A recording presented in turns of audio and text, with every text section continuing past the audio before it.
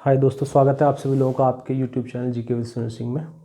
दोस्तों, आज का जो विषय है वो यूपी पुलिस से ही रिगार्डिंग है, लेकिन वो किसी के भी एग्ज़ाम में मार्क्स से या फिर उसमें कैसे मार्क्स ला जाए इन सब से नहीं है। दरअसल मार्क्स तक पहुंचा कैसे जाए, अभी तो उसी की जद्दोजहद चल रही है। दरअसल बहुत बच्चे हैं जो कमेंट करके ये अपनी आपत्ति, क्योंकि व्यक्ति किससे कहेगा, किसी भी अपने परिचित से, जहाँ उसको आस लगती है, उन लोगों को हमसे आस लगती है कि सर कुछ करिए। दरअसल उनके साथ एक प्रॉब्लम चल रही है कि एक तो अचानक से वैकेंसी अनाउंस हुई और उसमें मूल निवास को लेकर या फिर जो सर्टिफिकेट्स उनके लगने हैं, सब ये चाहते हैं कि वो राइट टाइम लगे, ज़्यादा पुराने ना हो, जो उनका क्राइटेरिया दिया गया उसी क्राइटेरिया में हो।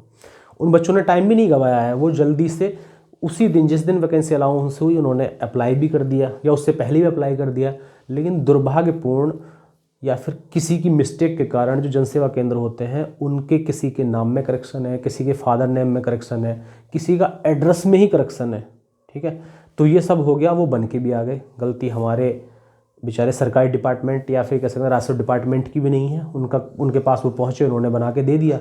अब ये तो जो गलत भरा, लेकिन फिर भी एक दिक्कत ये है कि दोस्तों, अगर किसी कारणवश क्योंकि उन्होंने अब दोबारा से अप्लाई किया है, समस्या तो इस समय खड़ी है सब लोगों के सामने और टाइम बचा है महज 5 दिन का, 5-6 दिन बचे हैं फॉर्म फिल होने की लास्ट डेट में। तो बच्चे इतने दुखी हो गए कि वो हड़बड़ा रहे हैं कि क्या करें।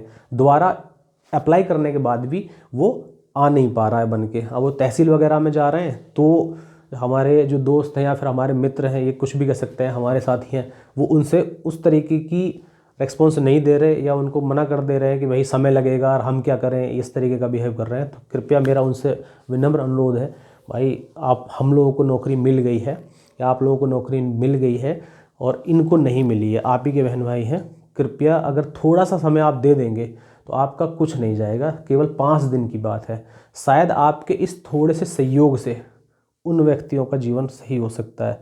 एक बच्चा ऐसा भी हो सकता है जो इन सर्टिफिकेट्स के कारण फॉर्म ना भर पाए, बहुत इंटेलिजेंट है या योग्य है, ठीक है, बाय द वे वो इन डॉक्यूमेंट्स की वजह से बाहर निकल गया इस परीक्षा से, तो कहीं ना कहीं किसी ना किसी पर तो जिम्मेदारी होगी।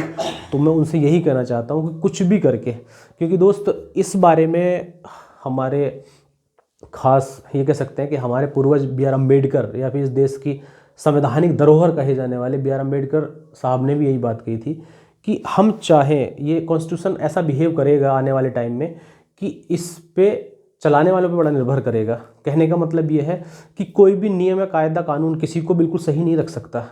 वो उसमें एक चीज़ होती है भावना। कई बार ऐसा होता है किसी भी कर्मचारी का एक टाइम पीरियड है, 9 से 5 वो काम करेगा या 10 से 5 काम करेगा। अगर वो चाहे तो 5 के बाद भी काम कर सकता है, कोई बाउंडेशन नहीं है, लेकिन उस पर कोई करा नहीं सकता काम, ठीक है। ये भावनात्मक है, ये मतलब उसी पे निर्णय छोड़ दिया गया है।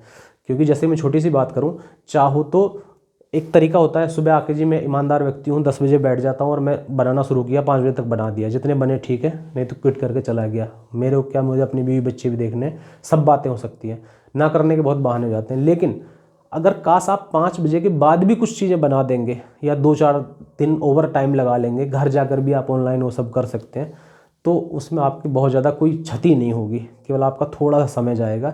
लेकिन आपके उस थोड़े से समय के बदले भाई किसी का जीवन बन सकता है। प्लीज़ पर इतना सा याद रखिए कि हम भी जब नौकरी में आए थे तो हम भी स्ट्रगल किया था, हमने भी कभी किसी सर्टिफिकेट बनवाने के लिए गए थे, ठीक है। और हर आदमी अपेक्षा रखता है कि प्लीज़ सर कुछ गलती होगी सही कर दीजिए, दोबारा बना दीजिए। तो बस वही दिन याद रखिए कि हम भी पैदा नहीं हुए थे नौकरी में, हमको भी नौकरी बाद में ही मिली थी, ठीक है। दोस्तों, फिर से आग्रह करूँगा कि कृपया अगर ऐसे बच्चों के साथ कुछ दिक्कत है तो आप उसको करा दीजिए, बहुत परेशान है वो लोग भी। और हर वो आदमी तब तक परेशान रहता है जब तक किसी को रोज़गार ना मिले, ठीक है दोस्त।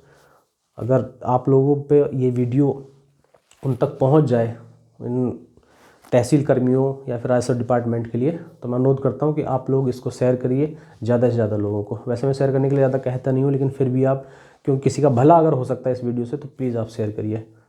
जय हिंद।